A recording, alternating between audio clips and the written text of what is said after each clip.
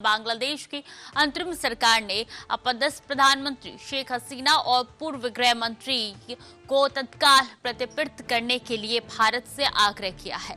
यह अनुरोध हसीना को उनके देश के एक न्यायाधिकरण द्वारा मौत की सजा सुनाए जाने के बाद आया है, जिसके कारण उनकी नियति अब एक जटिल कानूनी और भू राजनीतिक चौराहे पर खड़ी है।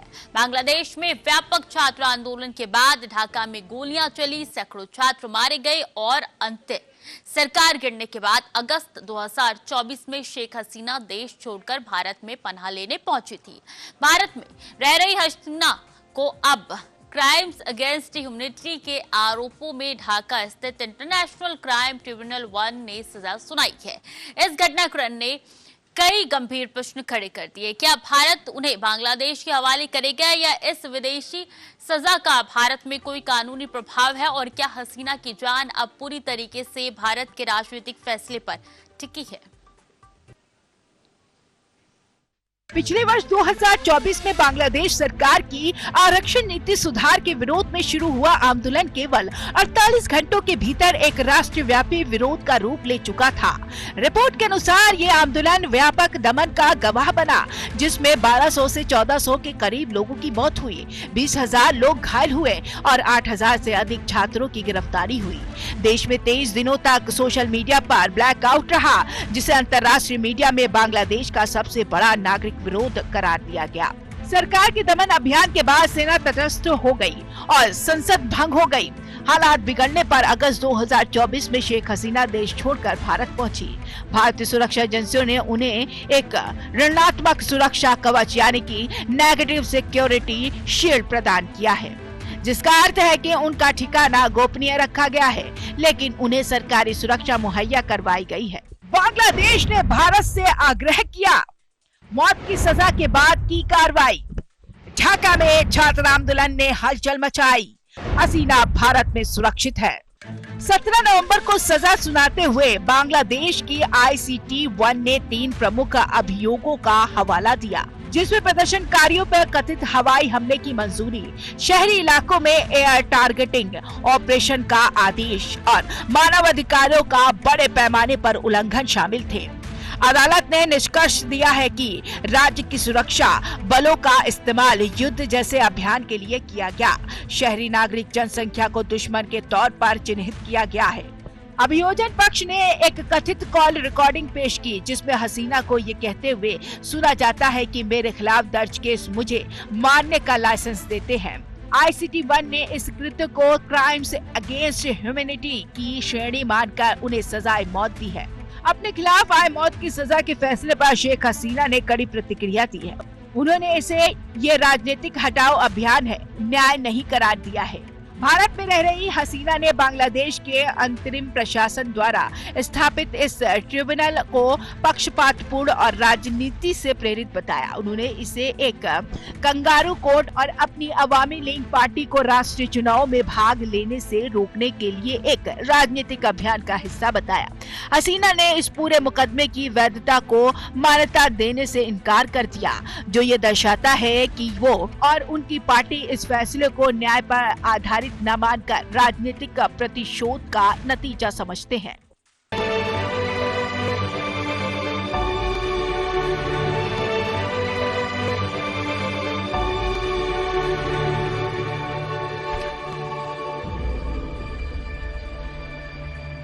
Avanti's Seer Collection. Unlock Legacy.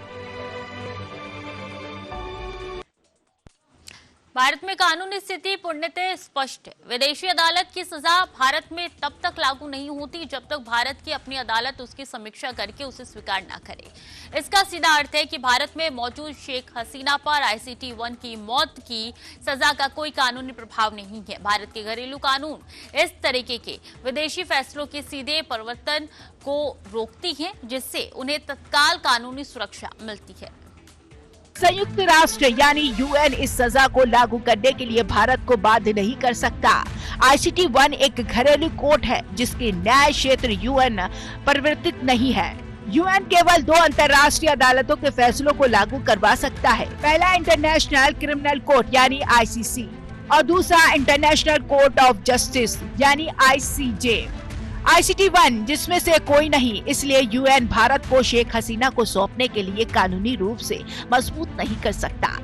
ICT-1 इनमें से कोई नहीं है, इसलिए UN भारत को शेख हसीना को सौंपने के लिए कानूनी रूप से मजबूत नहीं कर सकता है, क्योंकि ये मामला एक संप्रभु राष्ट्र की घरेलू न्याय प्रणाली से संबंधित है।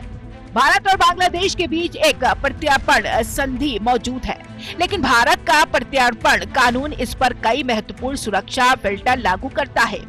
भारतीय कानून के तहत प्रत्यार्पण को रोका जा सकता है यदि राजनीतिक प्रतिशोध का जोखिम हो, यदि आरोपी को निष्पक्ष ट्रायल न मिलने की आशंका हो, या यदि मानवाधिकारों के उल्लंघन का खतरा या मौत की सजा का डर हो। भारत का एक्स्ट्राडिशन एक्ट इस स्थिति को स्पष्ट करता है। Death penalty, political reasons, extraditional, legally deniable यानी कि मौत की सजा और राजनीतिक कारणों के चलते प्रत्यार्पण को कानूनी रूप से अस्वीकार किया जा सकता है। इस प्रकार भारत के पास पूरी तरह से कानूनी आधार पर प्रत्यार्पण को रोकने का अधिकार है। विदेशी अदालत का आदेश लागू नहीं। ICT-1 UN द्वारा मान्यता प्राप्त नहीं।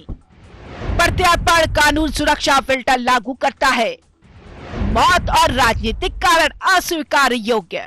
यदि भारत प्रत्यार्पण से मना करता है तो बांग्लादेश कूटनीतिक और बहुपक्षीय मंचों का सहारा ले सकता है। वो सार्क, OIC या राष्ट्रमंडल जैसे अंतर्राष्ट्रीय संगठनों में शिकायत कर सकता है और संयुक्त राष्ट्र मानवाधिकार परिषद में भी इस मुद्दे को उठा सकता है। हालांकि भारत के पास अपनी कानूनी सुरक्षा दीवारें मौजूद है, जिसमें मानव अधिकार शील्ड, राजनीतिक उत्पीड़न खंड और निष्पक्ष सुनवाई सिद्धांत शामिल है। इन मौजूद कानूनी आधारों के चलते बांग्लादेश भारत को कानूनी रूप से बाध्य नहीं कर सकता, भले ही वो कूटनीतिक दबाव बनाए।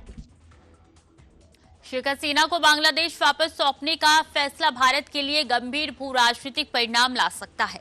इससे हसीना की अवामी लीग पार्टी के समर्थकों और सहानुभूति रखने वालों में भारत विरोधी भावनाओं में भारी वृद्धि हो सकती है, जिससे द्विपक्षीय संबंध तनावपूर्ण हो सकते हैं और इससे विपक्ष को ये दावा करने का मौका मिल सकता है कि भारत शासन बदलता है और अपने पड़ोसी देशों को आंतरिक राजनीति में सीधे दखल देता है। इस कदम से अवामी लीग की तरफ से संभावित हिंसक प्रतिक्रियाएं भड़क सकती है, जो क्षेत्र में भारत की छवि और सुरक्षा को खतरे में डाल सकती है।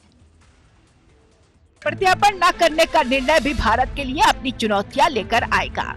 इससे दोनों देशों के बीच सीमा, वाणिज्य और व्यापार प्रभावित हो सकता है, जिससे आर्थिक रिश्तों की गति धीमी पड़ सकती है। इसके अलावा राष्ट्रीय सुरक्षा और आतंकवाद विरोधी अभियानों में बांग्लादेश से मिलने वाले सुरक्षा सहयोग में कमी आ सकती है। सबसे बड़ा भू राजनीतिक जोखिम बांग्लादेश का चीन की तरफ झुकाव है। यदि भारत सहयोग नहीं करता तो बांग्लादेश चीन के करीब जा सकता है, जो भारत के रणनीतिक हितों के खिलाफ होगा और क्षेत्र में चीन के प्रभाव को बढ़ाएगा। भारतीय विदेश रणनीति विशेषज्ञों के अनुसार भारत के पास इस संकट से निपटने के लिए 3 प्रमुख संभावित विकल्प हो सकते हैं। पहला है शांत शरण मॉडल, जिसमें शरण जारी रखी जाए और प्रत्यार्पण पर चुप्पी साधते हुए मामले को समीक्षाधीन कहकर लंबित रखा जाए।